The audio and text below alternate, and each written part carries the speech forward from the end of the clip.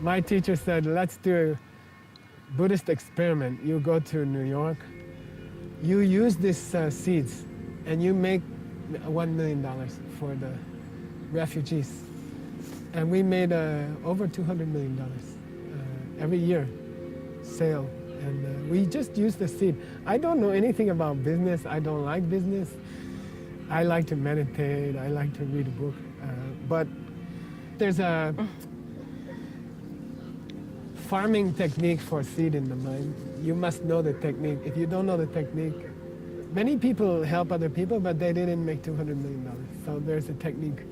I see. And the technique is very beautiful. So to plant the seed, I must give you what I want.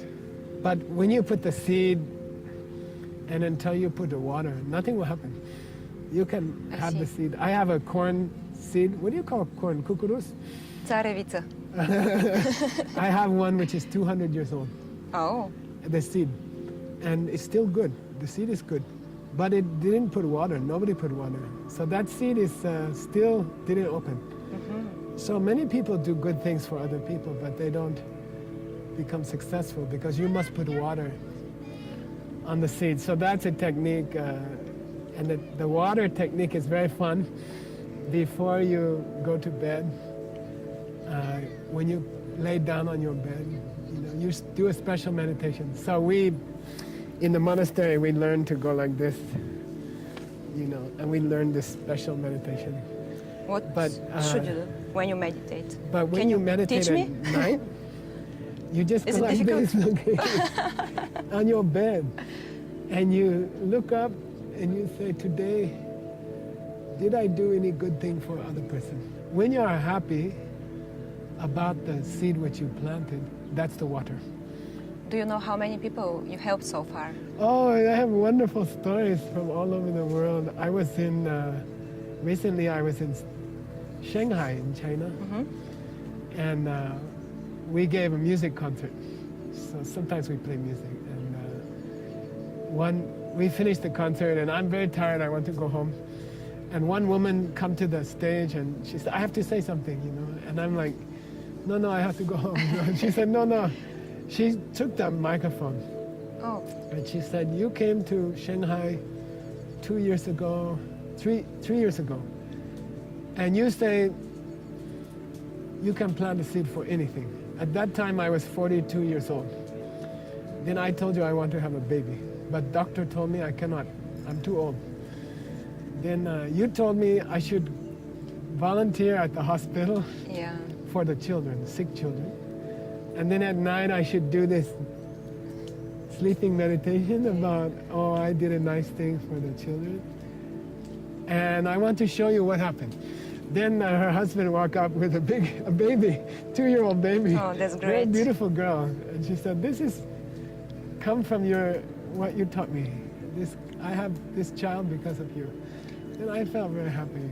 Are the people all over the world having the same problems, the same dreams? Exactly the same. Exactly the same. In almost every country, people have the same dreams and they have the same problems. And every country's people the same, one head, two legs, and they want to make their children happy, and they want to feed them, and they want to be happy. And so every country, don't believe the newspaper, everyone is same. But Bulgarian people are saying about themselves that they're not happy people. No, same. To be happy, what is the seed to plant for happy? We must make other people happy. So if we are always thinking it sounds so simple. It sounds simple, but you should do experiment, like I want to make $5,000 or something. Then okay, you help someone else to make some money. You don't have to give them, just help them. But is it important to have money to be happy? I saw in a psychology magazine last week, one guy, they spent many thousands of dollars to check, are rich people happier than poor people? And they said, little bit. A little bit. Not much, like 1%. They are happier, but only 1%. So the karma to be happy is to give to other people. And you're saying that you're the happiest person in the world. I think I am. I didn't meet a happier person than me. Maybe my teacher. What is the next seed that you want to plant in your mind? I have a dream, you know, that all of the people in the world will learn this system. All of the people in the world will have enough, what they want. There will be no poor people, there will be no sick people. And I want them to teach people. So that's my dream. How can we choose our teacher? Oh, that's a great, very, very, very good question. In this system, we have a very funny joke. We say, don't choose your teacher, plant them.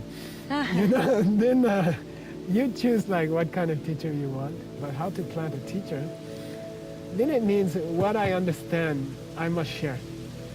If you share your knowledge that you have, then you find a teacher. You plant a teacher. Then teacher has to come to you. They don't have choice. Is the purpose of your life to be a teacher?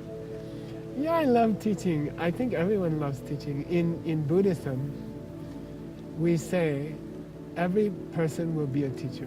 Every person has the seed to become a teacher. Can we learn from our children? You know, I had a very interesting, one day I took my friend. We are friends for 45 years. And we are very close. And she has children. So at that time she had young children. And I said, come see Dalai Lama with me. And we went to see Dalai Lama. And there were 5,000 people there. And then he said, does anybody have a question? Then, you know, 1,000 people raised their hand. Then he called my friend's name. Okay, you ask your question. Then I was so surprised, you know.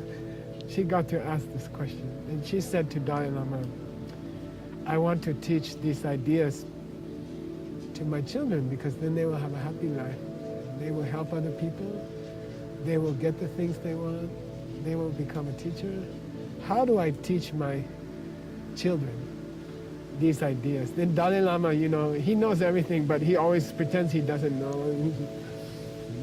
Let's see. They are too young. You cannot teach them, or you should give the things to other children because you will have more things later. They will not understand. Then he said, I think you teach them by, we call premier, right? By your example. Because the children don't do what the parents say, the children do what the parents do. So they will do what you do. Yeah, it's true. So then my friend later she told me, that's a lot of pressure. It's easier to talk than to be a good example. You're also a musician. Yeah. And you're playing a very strange instrument. Is it here? Yeah. So can you tell me the name of this instrument? This is called sitar. And I learned it in India, but it came a long time ago from Persia. Can you play something for us? Yeah, I'll play a little bit. Okay. Okay.